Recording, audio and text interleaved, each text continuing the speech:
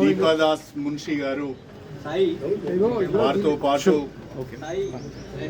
AICC సెక్రటరీలు చౌదరి గారు, విష్ణు గారు, ఏఐసిసి ప్రతినిధులుగా, పిసిసి ప్రతినిధులుగా సోదరులు మల్లు రవి గారు, సోదరులు సంపత్ గారు, సోదరులు డాక్టర్ సత్యనారాయణ గారు, రోహిత్ రెడ్డి గారు, వీళ్ళందరూ కూడా ఈరోజు మా ఇంటికి రావడం జరిగింది.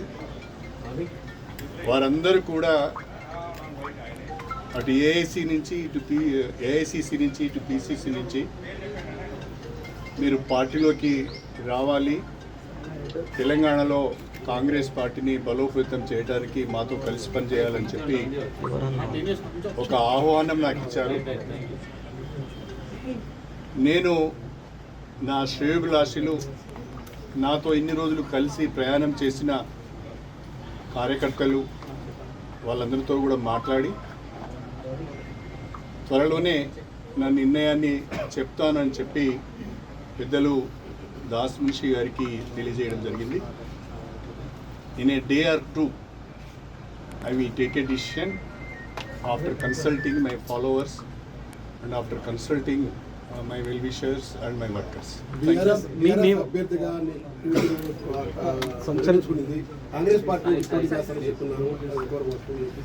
నేను ఇంకా కాంగ్రెస్ పార్టీలోనే చేరలేదు. అప్పుడే కాంగ్రెస్ పార్టీ అభ్యర్థిగా పోటీ చేస్తామని ఎలా చెప్తారు? కాబట్టి yet I have not taken a decision. I have to take a decision first. Then I will think. మీరు మీ క్యాడర్కి ఏం చెప్తారు సార్? అంటే ఈ నా క్యాడర్కి నేను మాట్లాడే విషయాలన్నీ మీకు చెప్పను కదా సార్. బీఆర్ఎస్ అన్ని అవకాశాలు ఇచ్చినా ఒక్కొక్కరు చేజారిపోతున్నారు, కేకే విషయంలో కానీ మీ విషయంలో కానీ, అంటే ఏం జరుగుతుంది పార్టీలో? For various reasons, party is losing ground. For various reasons, people are moving away from BRS.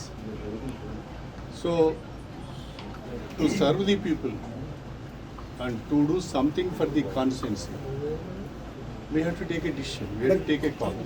ఉమ్మడి వరంగల్ జిల్లాలో